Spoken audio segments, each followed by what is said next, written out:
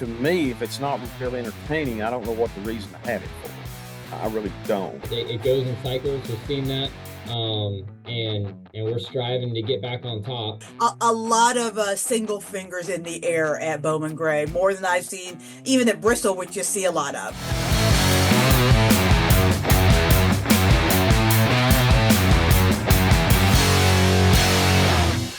Welcome on to the Backstretch. I am News 5's Heather Williams, and just got back into Bristol from my hometown of Kansas. Got to spend a little bit of time at the track, but mostly just spent the week with my family, which was really exciting.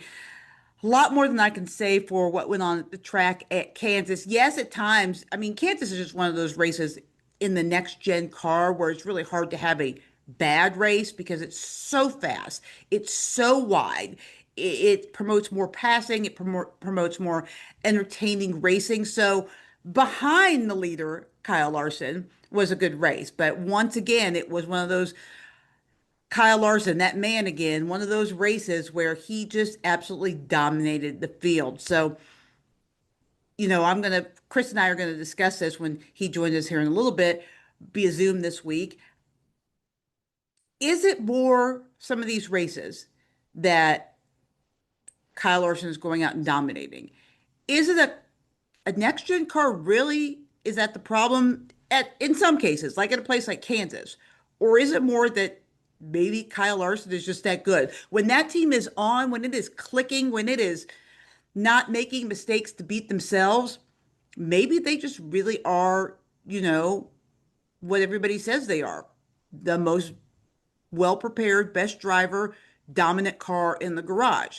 Now, they do have a propensity to beat themselves, but maybe outside of that, they're just that good. So we will talk about that with Chris Carrier as well as the All-Star race, of course. It's so cool to be back at North Wilkesboro for a third season.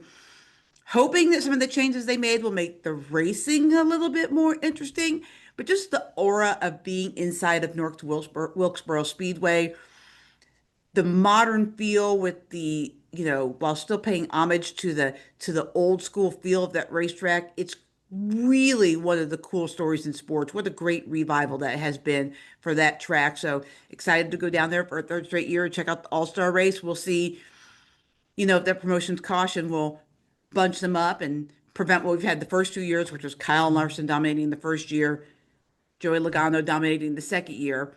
Although, they added 250 laps, and if this race had been 250 laps longer, Kyle Larson may have got him. Kyle was racing all the way from the back, got into the top five in the final laps.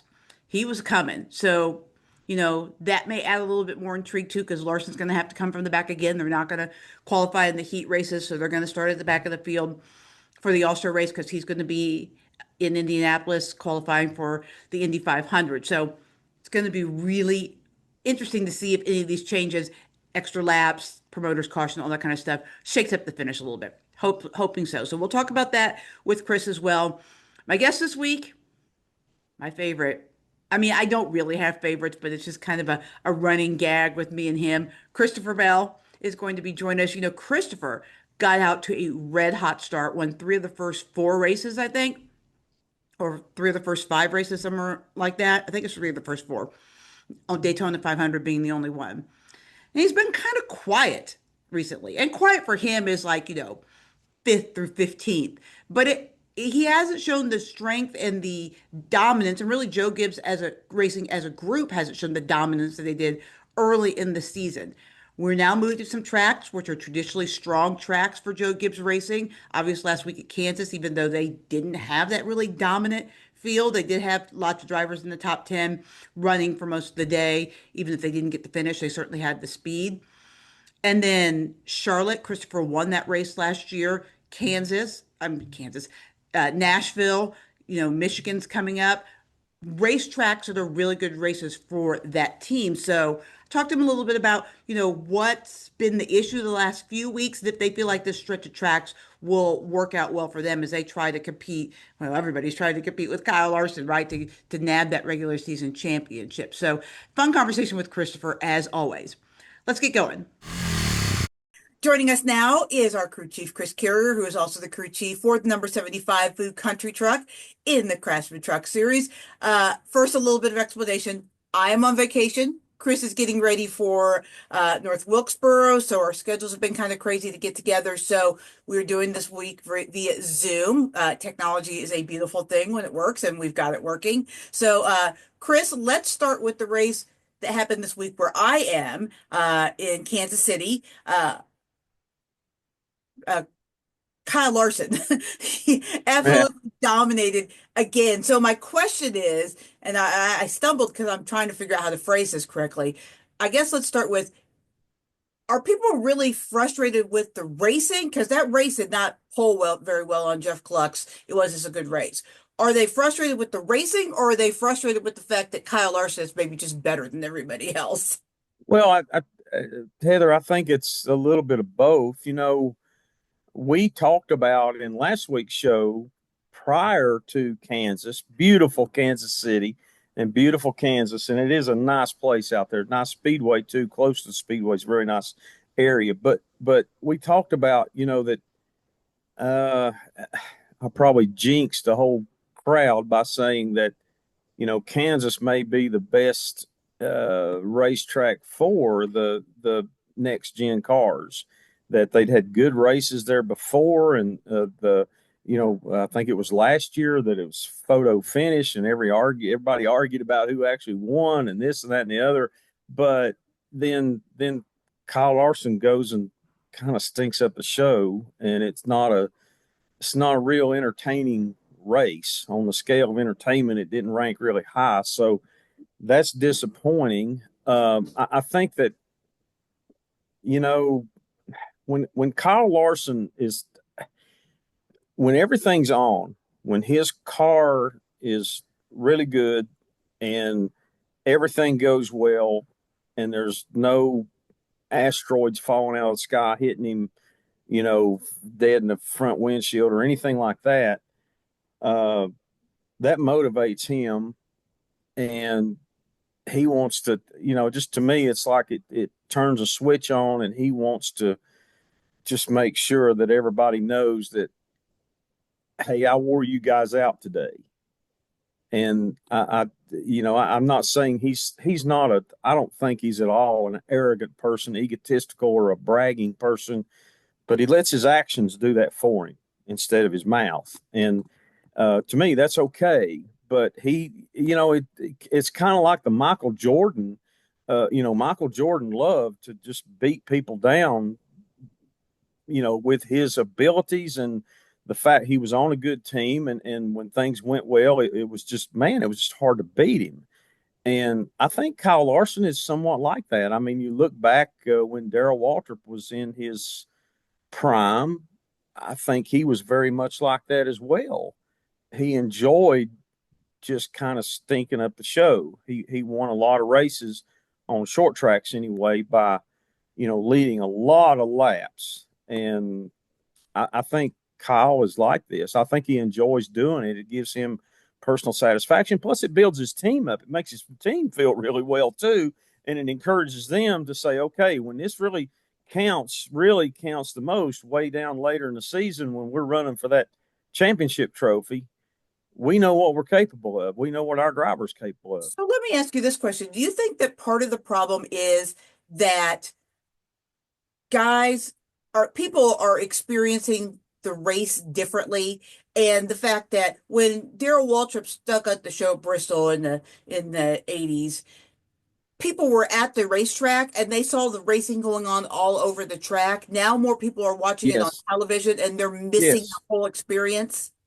I think it's absolutely right. I mean, we are the racing family, the racing fraternity, the racing community, all of us involved that are spectators, fans, participants, media coverage, everybody, and all of us are kind of all the same. Is like, we're kind of, our lives, our entertainment value, or the way we get the entertainment, the way we focus on racing and learn about racing is very changed by TV. Very changed. And you're exactly right. In the 80s, when It was Cale Yarborough. We talked about Bristol, and then it was Darrell Waltrip, and in other places, Darrell won races at Nashville and North Wilkesboro and Martinsville. Just obliterated everybody in Junior Johnson's car, just it was really, if it had been on TV, probably wouldn't have been very good. It probably would have been looking for stuff to talk about, but again, like you said, the people there still kind of enjoyed the racing. The Richard Petty fans and the Bobby Allison fans and everybody else that was there, Rusty Wallace fans at that time he was young, or even Dale Earnhardt fans were not real happy with, but they still got to see their driver or drivers, their favorites, race against other people where it might be running third or fourth or fifth or eighth or whatever. And they also saw all the other stuff that was going on that people on TV nowadays don't see. And uh, it does take away a lot of there's nothing like being there. I don't care if Heather, you've watched tons of Kansas City Chiefs football games on TV and enjoy every one of them. And it's still, you would trade in all those games you watch on TV to go watch one good game at Arrowhead Stadium. Or for that matter, if they were playing at Carolina, you would rather go and see It in has to be person warm. it would have to be warm. But you would enjoy it. You would see more. I don't know how many people I've heard say about Major League Baseball. They said, I cannot watch it on TV, but I sure do enjoy going to a Major League Baseball game and sitting in that ballpark and eating the hot dogs and the popcorn and hearing the sounds and the watching the players and watching the fielders get ready for the next pitch, and all that stuff that goes along with being a baseball fan and enjoying that sport. It's the same thing with racing fans. I do it too. I mean, when I'm there, I look around and I see things and I watch things and so on and so forth that, like, I wouldn't see that if I was home on TV. And you get used to listening to three people in the booth and two or three guys, or girl or whatever, people telling you in the pits what's going on and this, that, and other, and you kind of get zoned out a little bit. So, I think the people that watch the race at Kansas in the stands, in the infield, wherever they were live, probably come away from there happier for their experience than most of the people who watch it on TV at home. Yeah, you're right about that, and I worry a lot about that sometimes. Sometimes I wonder if maybe there's too much TV. I hate to say that, but maybe there is. I don't know. Hopefully the next mile and a half races down the road. We've got Charlotte coming up. Uh, People will find a way to make it competitive the whole race, and whether it be Kyle Larson or Denny Hamlin, Christopher Bell, Joey Logano, or whoever, uh, won't walk away with the thing. There'll be somebody battling till right down nip and tuck till you won't know till the checker flag waves who's going to win. So we are now approaching kind of the halfway point. We're about the third, a little over the third way through the Yeah. first part of the season, the regular season. There's a lot of talk about the championship format. We've decided we're taking the championship race on the road, but does there need to be a look at the championship format? I mean, I personally feel like no. I don't want to see races wrapped up by the time we get to, Phoenix, if it's the second No. race in the championship. And I'm old enough to remember when that happened, right? When races were Oh wrapped up yeah. 2 or 3 weeks before the season is over. But is there any tweak that you would make to the championship if you were in charge? I I don't.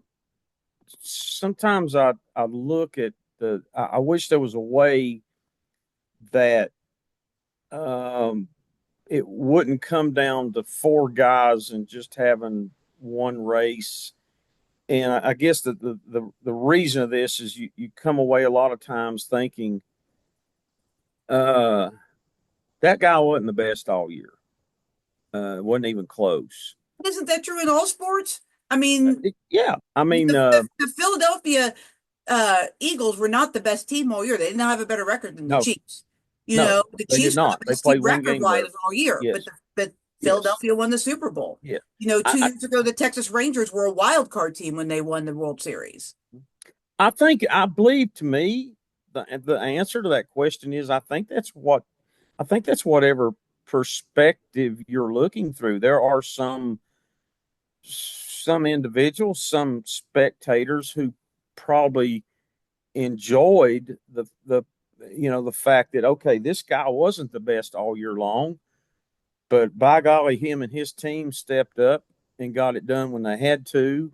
They brought their best when it was time.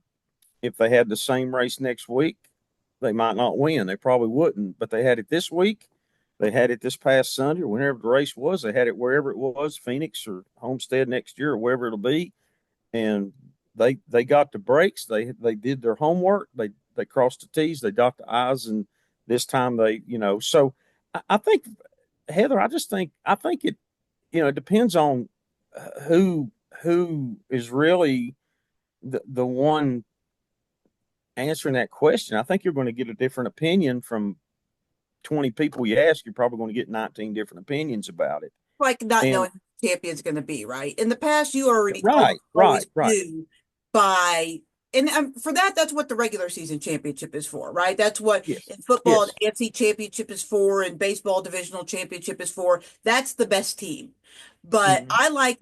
I like the drama of not knowing, that, you know, Denny Hamlin could burst into flames like he did a couple of weeks ago and ruin his Yes. championship chances. I like the unpredictability of it. I don't want to sound like I'm just out here stumping for NASCAR, but I do like that part of it.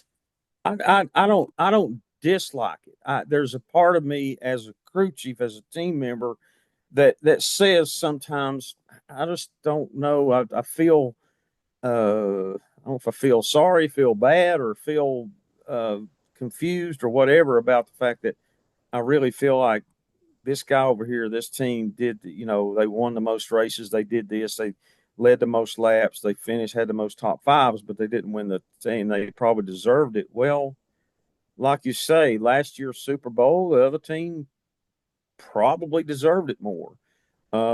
This year's NBA finals, the way it's going, I don't know. I'm not an expert on NBA basketball, but I'm not so sure it's going to be the team that really deserved it, that wins it. And that, And I get again, where you're that's the coming from. unexpected. Yeah, I That's get the where you're coming from. unexpected.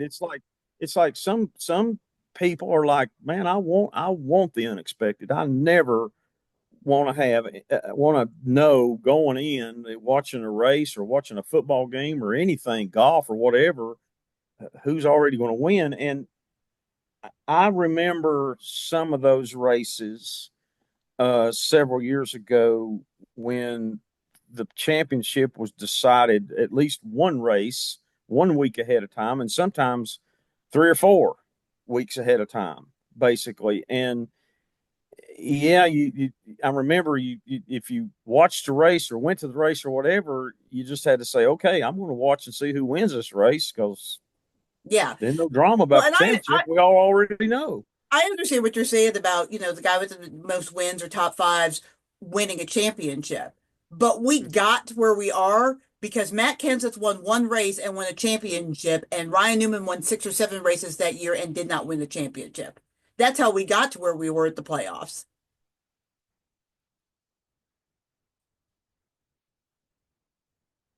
We're locked up here. We Oh, froze up for there yeah. just a little while. Did you hear me? I'll also make my point I again. heard. You heard what I said? Okay. Some of it.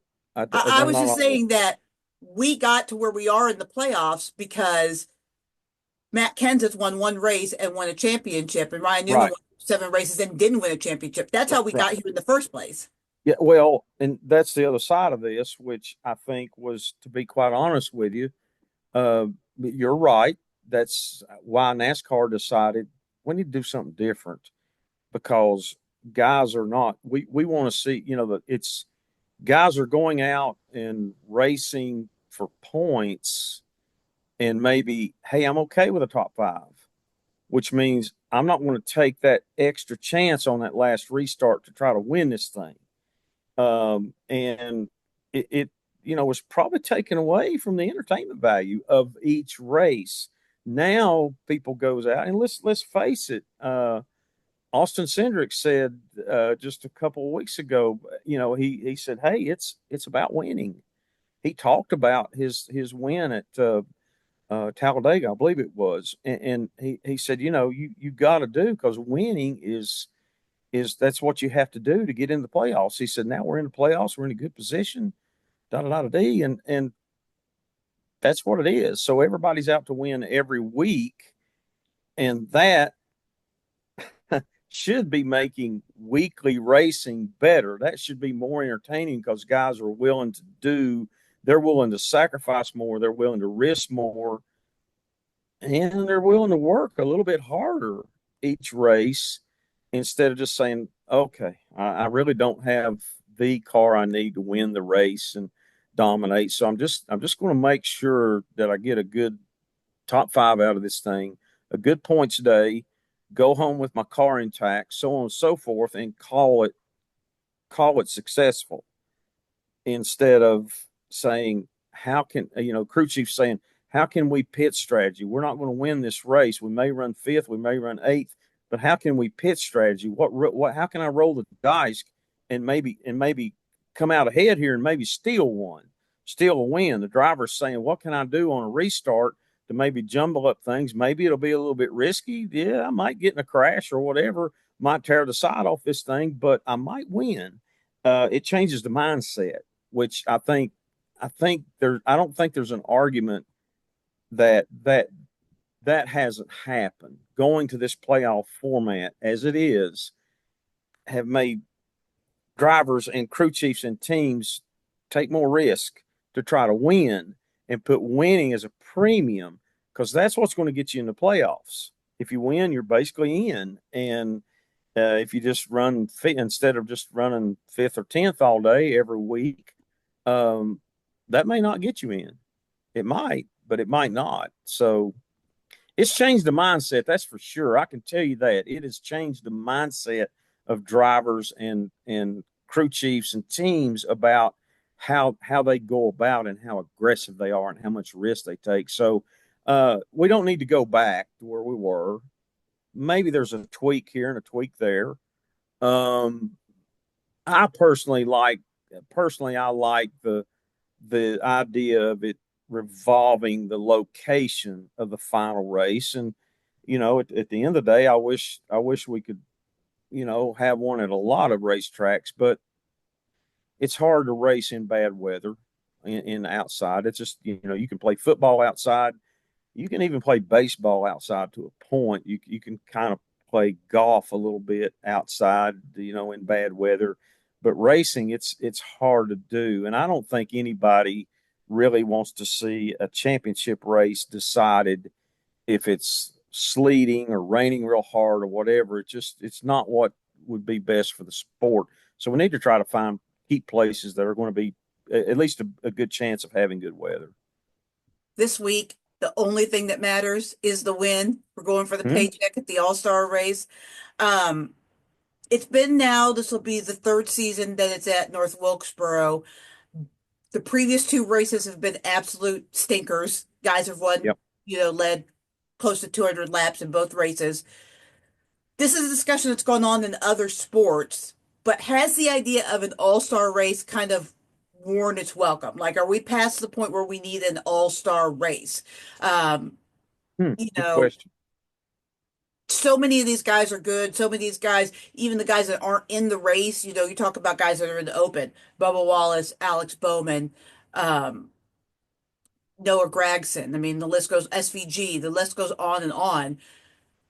Have we gone past the point where we need an all-star race where it's even necessary? Because in other sports they're starting to phase that out a little bit. Well, I mean, that's a really good question and a really good point. I'll say this: if the All-Star races are not good races, if they're just watching a guy or two drive away and be race be over 20 laps before it ends and nobody, to me, if it's not really entertaining, I don't know what the reason to have it for. I really don't. I don't think. I think we're probably hurting our sport. Um, the clash at the first of the year, it kind of comes to mind with me too. It's this past year was a big deal. We had it at a historic racetrack, Bowman Gray Stadium, where a lot of really early NASCAR history was born. There was a lot of hype about that, and I think that was all good. I think it was fine. Really the racing wasn't all that great, to be quite honest with you. And with this next gen car, the new car is not many short track races have been very good. Wilkesboro is another one. I mean, think the consensus is from most people that I've talked to is like, well, we're not really changing anything.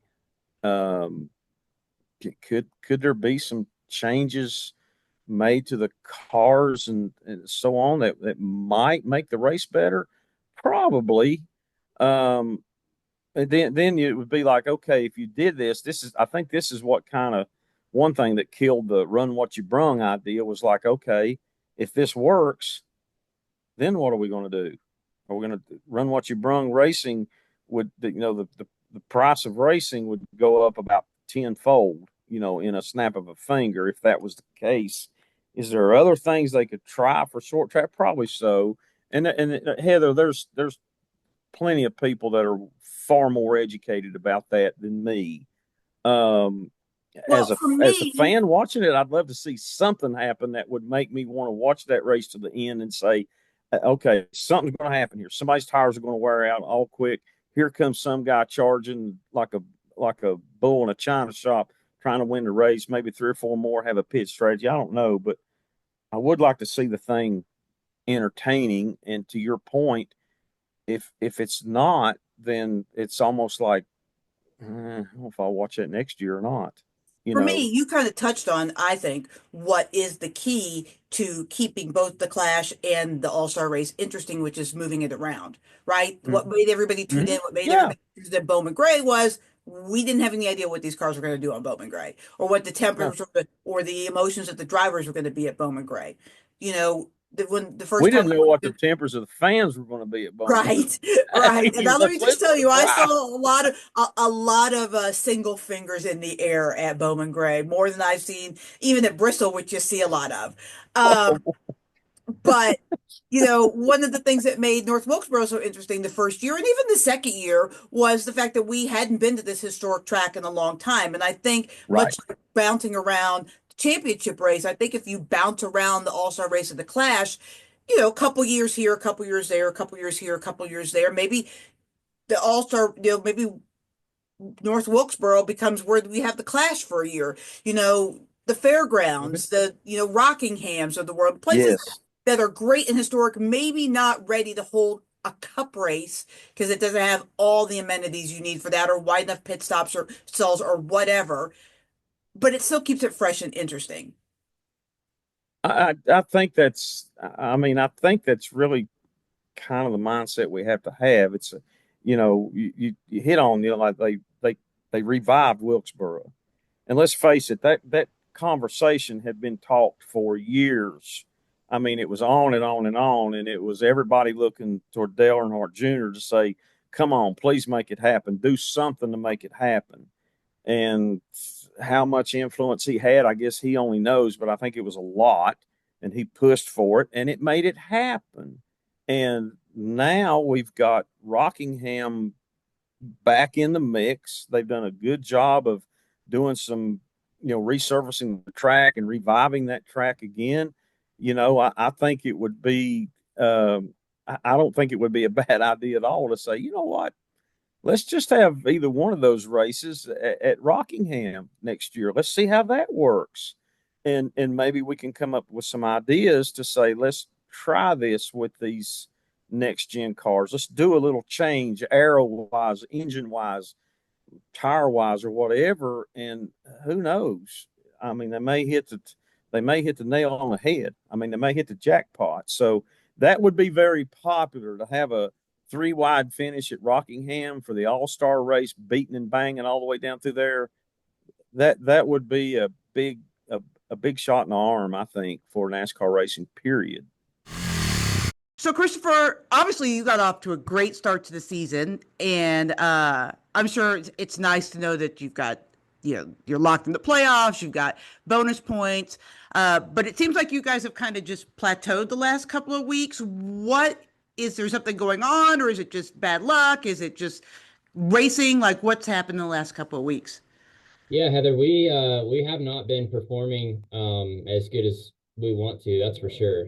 Talladega, you can kind of throw that out. That one doesn't matter. But Texas Motor Speedway, Bristol, where were we at before Bristol? Even Darlington, all of those racetracks, we've snuck out pretty good finishes and we've got out of there with top tens. But we're not performing well. We haven't been qualifying well. We're not able to score stage points in the middle of the races.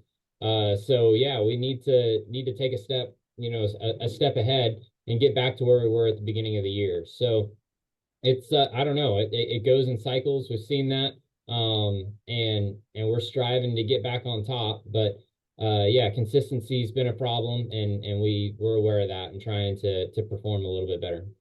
The way that you race and the way that Joe Gibbs Racing performs, I'm guessing you're excited to see this stretch of racetracks, though, because we have Kansas, the All-Star race, Charlotte, and Nashville, which are pretty good tracks for you and for your team. Yeah, I am excited about it. It's a good opportunity to try and hone in on that intermediate rules package.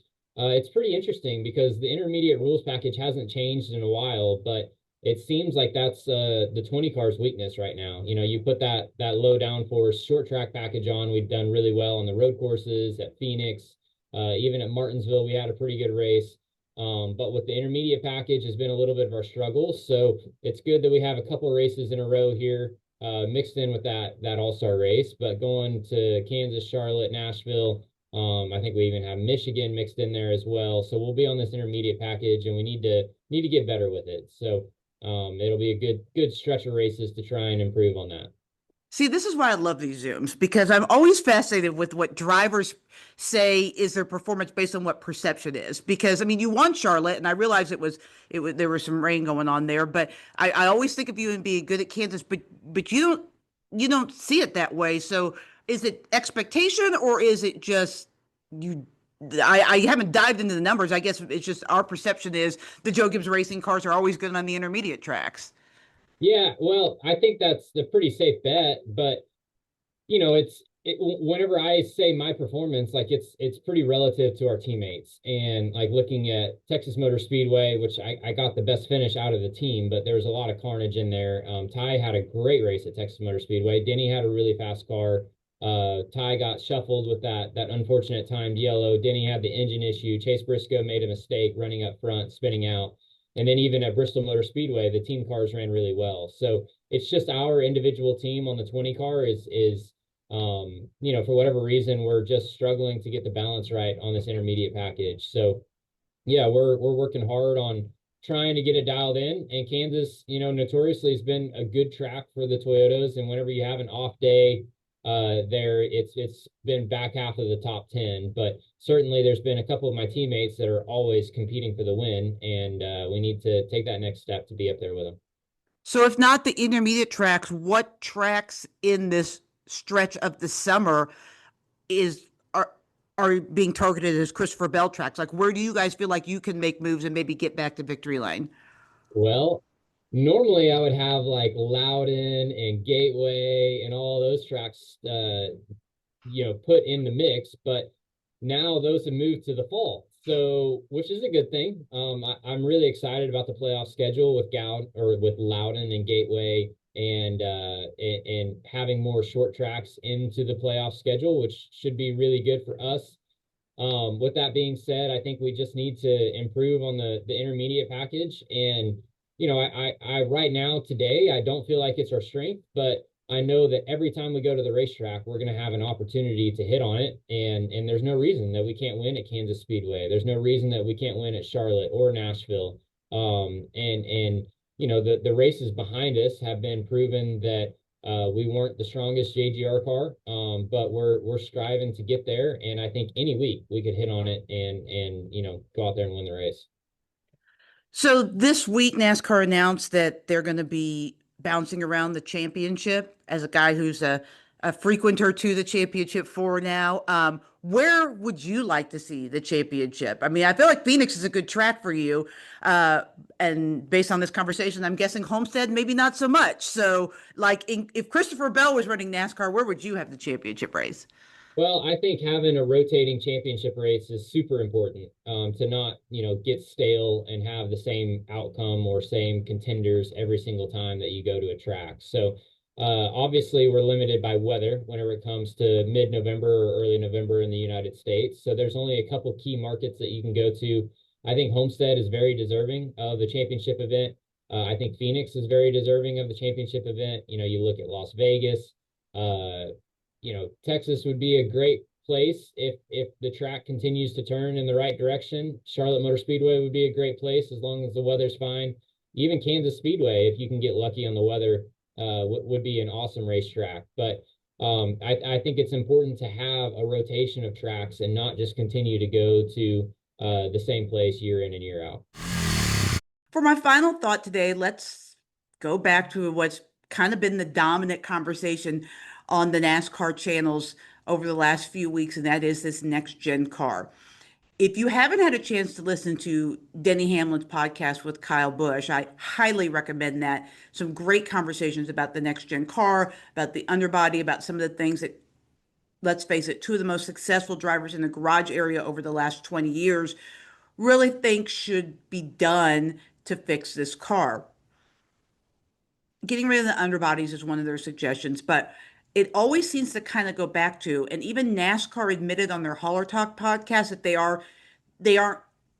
aren't not considering it. So there's a possibility, like they haven't thrown out the window the idea of more horsepower to promote racing in these cars, and also softer tires. That seems to be the two places where we go back to try to fix the next gen car.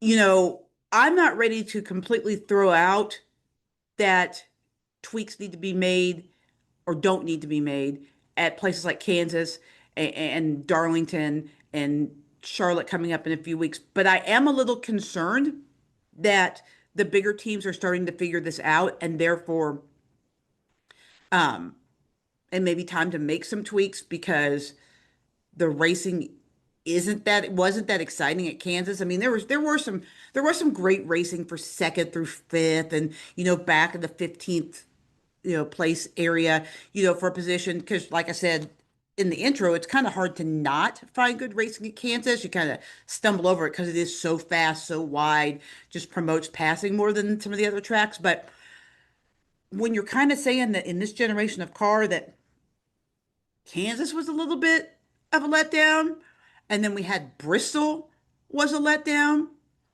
Now you're starting to see some areas of concern. Now we really have to start saying why. What's the reason? Is it just that the guy's dominant? And let's be honest, changing the rules for a dominant driver, NASCAR's done that many times in the field. So if Kyle Larson has figured something out, if Joey Logano has figured something out at Phoenix, whatever, then maybe it's time to change the rules. It's certainly not been something that they shied away from in the golden era of NASCAR. I mean, I can remember, when I was a very early NASCAR fan in the early 2000s of, well, Chevy's too good. And so they would give a little something to Ford, and, Dodge hasn't performed, so we'll give a little bit to Dodge to even that up. I mean, that was an actual thing back in the day. So I'm not saying that we should do that per se, because honestly, the cars aren't that different. It's more more team driven than manufacturer driven. But maybe it's time to do something, and I'm sure NASCAR hears all of this. I'm sure that NASCAR knows that they need to fix some stuff. I mean, they're putting on a face publicly, but I think behind the scenes, they really are taking this to heart and looking and trying to understand how to make the racing better. Because, the old saying, if mama ain't happy, nobody's happy. Well, if the race fans aren't happy, then nobody's happy. It doesn't really matter what the reality is. If the race fans don't like it, the race fans don't like it, and they're not going to watch. So, I don't think, as much as race fans say they want what's happening in the 90s and 2000s, I really don't think they do, because I don't think they want like five guys showing up to the racetrack every week that could win. But I do understand what they're saying about the drama. Some of the drama seems to be missing a little bit on a week to week basis. Now, there is the drama of the cuts, and we're going to have this in season tournament starting in a few weeks in Nashville. So there's going to be that kind of drama. But, Kyle Larson leading all but 100 laps at Kansas or whatever it was, it's not really drama, right? I mean, we all knew from the time the green flag dropped that he was going to win. So I get that. So it's just going to be a matter of what do we do next. And I really do think that NASCAR is working on that and trying to make some improvements. And then mama will be happy and everybody will be happy, right? I'm just kidding. NASCAR fans are never happy, and that's fine. That's what I love about you. Thanks for joining us on the Backstretch. We'll see you next week.